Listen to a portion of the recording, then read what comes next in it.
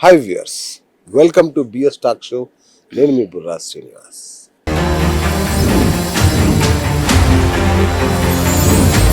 మనం నిత్య జీవితంలో ఎదురయ్యే ఎన్నో సమస్యలకి పరిష్కారం వెతుక్కుంటూ మొక్కని దేవుడు లేడు, ఎక్కని గుడి మెట్టు లేదు అనుకుంటాం.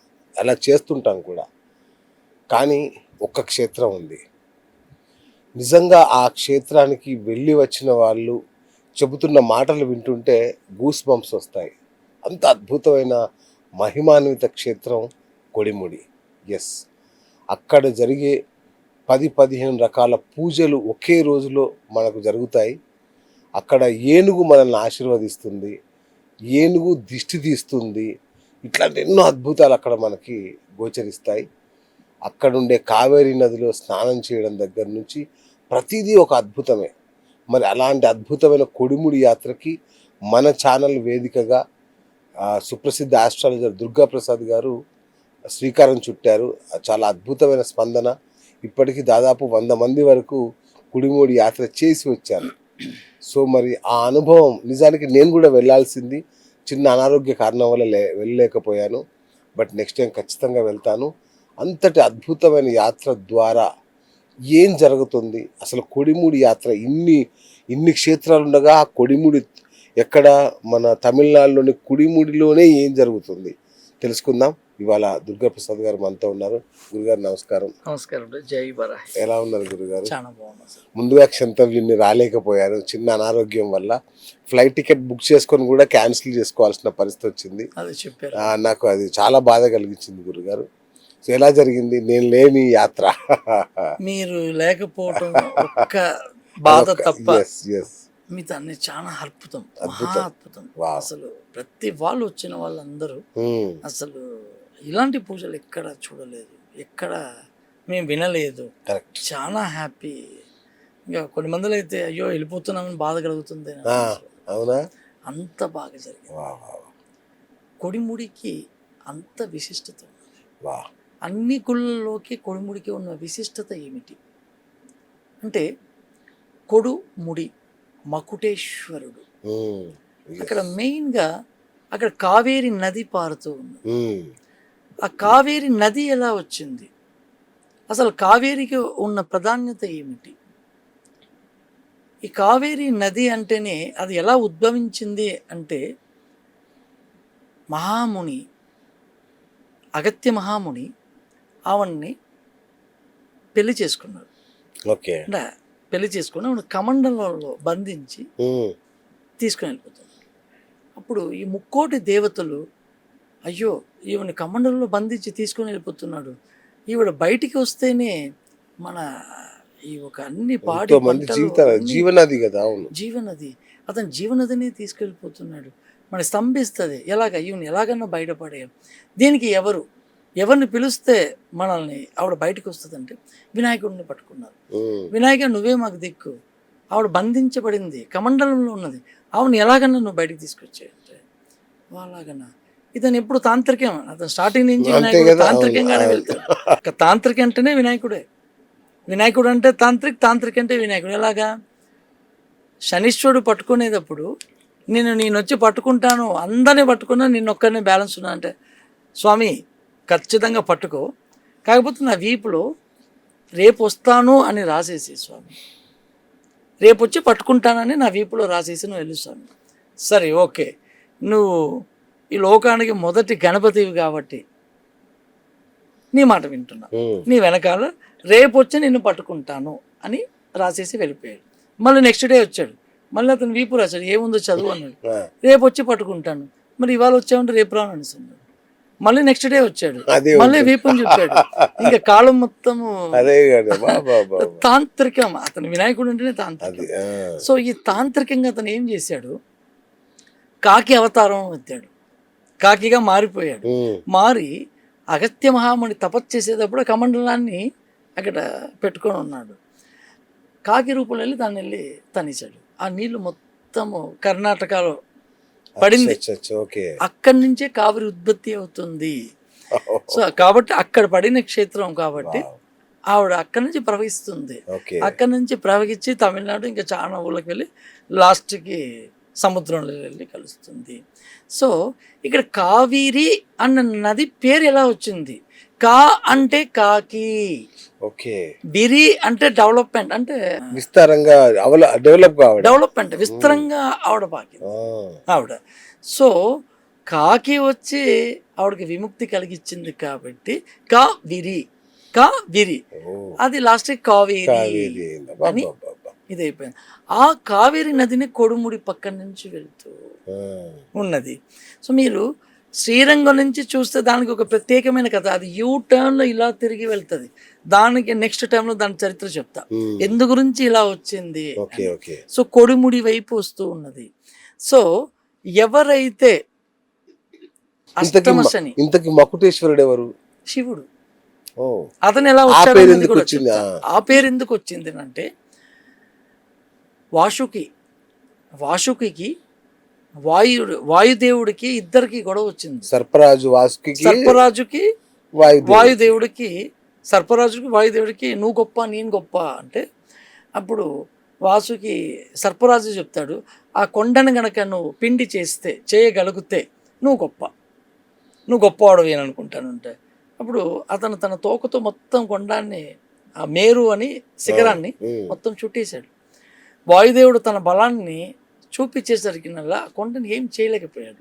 చిన్న పెక్కులు మాత్రము అతని బలానికి ఎగిరి వచ్చి కొన్ని చోట్ల పడింది. దాంట్లో పడ్డ స్థలం అన్ని శివలింగంగా మారింది. దాంట్లో ఒకటే మకుటేశ్వరుడు. ఎందుకు మకుటేశ్వరుని పేరు వచ్చింది? ఆ శివలింగము పడ్డది ఒక కిరీటం ఆకారంలో పడింది. అంటే కిరీటం అంటే మకుటం, మకుటేశ్వరుడుగా పడింది. అక్కడ వాయుదేవుడు ఓడిపోయాడు. అక్కడకు వచ్చి నాగరాజుడు ఆశ్రయం పొంది అతని దగ్గర విముక్తి పొందిన స్థలం అది. సో కాబట్టే అక్కడ సర్పదోష నివర్తి అవుతుంది. రెండోది ఈ కావిరి అని కాకి చెప్పాను కదా, కాకి అంటే ఎవరు వాహనం అండి? శనిదేవుడి వాహనం. ఎవరికైతే 7.5 శని, అష్టమ శని, ఖండ శని, పాద శని, అర్ధాష్టమ శని, శని దశ, శని బుద్ధి, శని అంతర్దశ, ఇవన్నీ ఎవరికైతే నడుస్తుందో వాళ్ళు వెళ్ళి ఈ నదిలో ములిగి వాళ్ళు ఏజ్ ఎంత ఉన్నదో అది తీసుకొని వెళ్ళి అక్కడ వినాయకుడికి పోయాలి. అందుకే అక్కడ వినాయకుడికి పెట్టారు. కావిరికి ఉత్పత్తికి కారణమే వినాయకుడు. కావిరి నది రావడానికి కారణమే వినాయకుడు. అక్కడికి వచ్చి అక్కడ వినాయకుడికి వాళ్ళు తమ ఏజ్ ఎంత ఉన్నదో అక్కడికి వచ్చి పోస్తారు. ఇది రెండోది.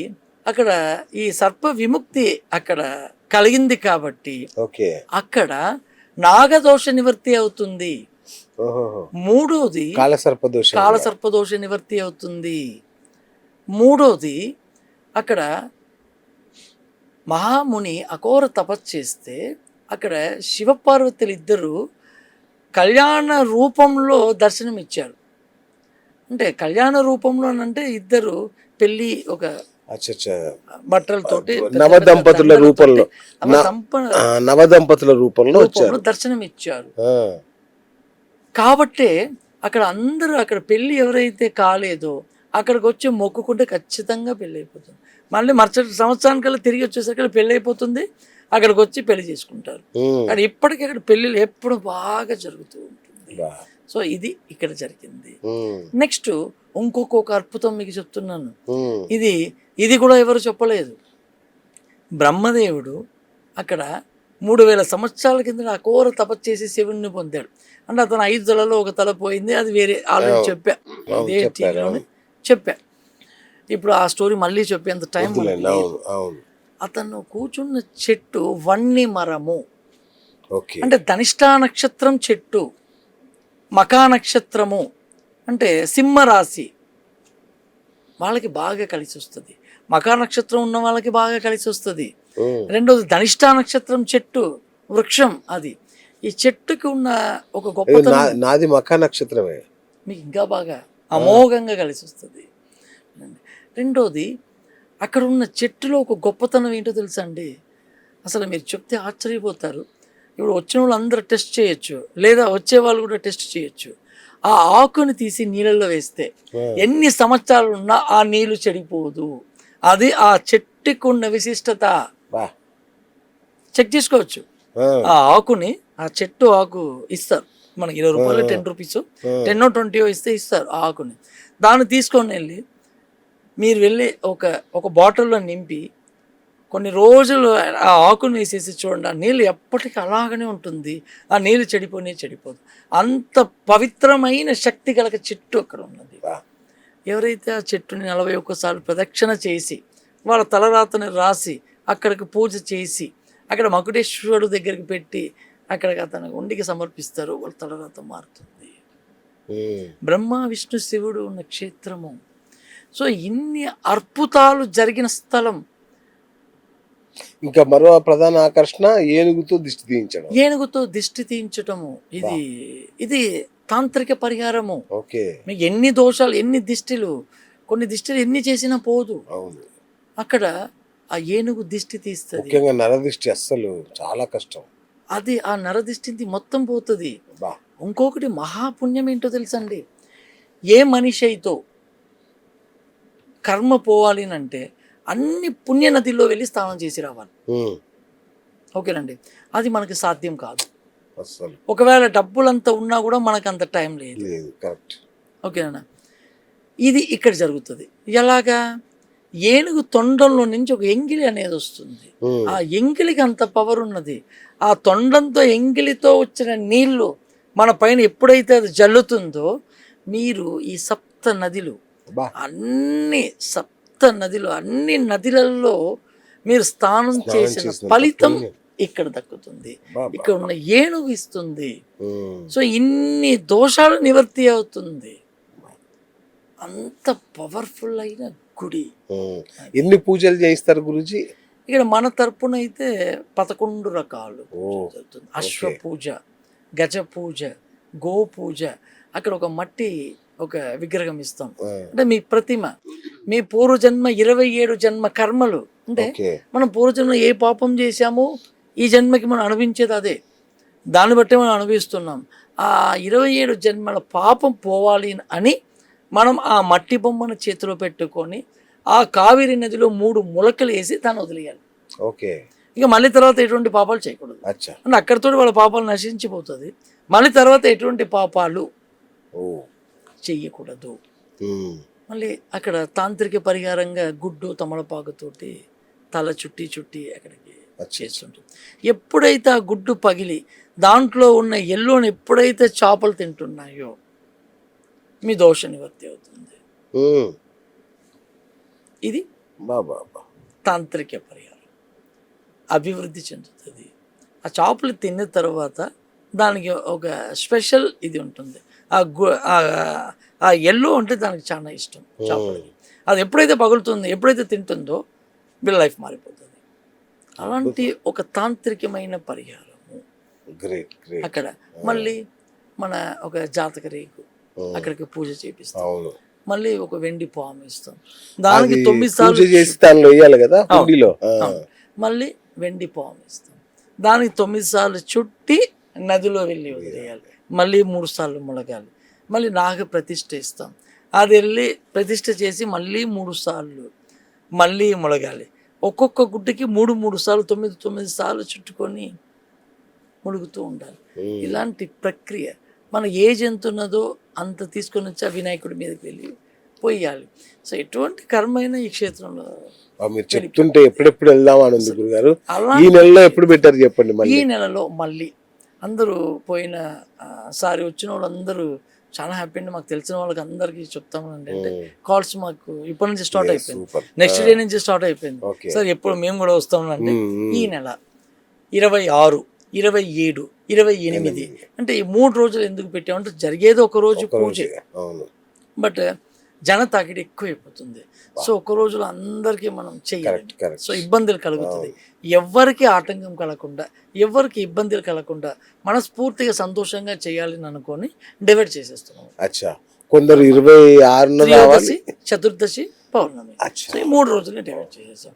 వాళ్ళకి ఏ డేట్ లో అనుకూలంగా ఉంటుందో ఆ డేట్ లో వాళ్ళు వెళ్ళి. ఎట్లా మీరు బస్ లో తీసుకెళ్తారా? మేము సొంతంగా కూడా రావచ్చు. మా బస్ లో అయినా మీరు రావచ్చు, లేదా మీరు ట్రైన్ లో మీ ఓన్ వెహికల్, మీరు ఫ్లైట్ ఓ మీకు ఎలా అనుకూలం ఉంటే మీరు అలా అనుకూలంగా దగ్గరే నా గురుగారు ఎన్ని గంటల జర్నీ అది ఇక్కడ నుంచి 850 కిలోమీటర్స్ అండి. 850 ట్రైన్లో దిగితే ఈ రోడ్ నుంచి 40 కిలోమీటర్స్ అచ్చా అచ్చా అచ్చా దూరము. కరూర్ నుంచి అయితే 15 కిలోమీటర్ 15 ఓ. Kilometres okay distance. అంటే హ్యాపీగా పళనికి కార్లో రావచ్చు 70 90 కిలోమీటర్స్ పక్కన అచ్చా అచ్చా పళని నుంచి కొంచెం కార్లో కూడా రావచ్చు రావచ్చు. ఫ్లైట్ ఇంకా ఫ్లైట్ ఎక్కడ దాకా రావాలి గురించి ఫ్లైట్ అయితే కోయంబత్తూరు అచ్చా దిగాలి. కోయంబత్తూరు నుంచి 110 కిలోమీటర్స్ క్యాబ్ పట్టుకొని రావచ్చు. అచ్చా అచ్చా లేదా అక్కడ బస్సులు ఉన్నాయి, బస్సు కూడా. సో ఎవరెవరి వసతికి ఎలా అలాగనో కరెక్ట్ అలాగ రావచ్చు వీళ్ళకి. ఫైనల్గా కుడిముడి యాత్రకు రావాలని చాలా మందికి ఉంటుంది. ఎట్లా రావాలి, ఏమేమి సన్నాహకాలు చేసుకోవాలి వచ్చే ముందు, వచ్చిన తర్వాత దీని ఖర్చు ఎంత ఏంటి అనే వివరాలు అంటే నేను వాళ్ళకి స్క్రోల్ కింద మీరు స్క్రోల్ కింద ఎవరైనా ఇంట్రెస్ట్ ఉన్న వాళ్ళు ఫోన్ చేసి చెప్తారు. వాళ్ళు ముందుగా బుక్ చేసుకుంటే వాళ్ళు మేము భద్రంగా తీసుకుని వెళ్ళి భద్రంగా.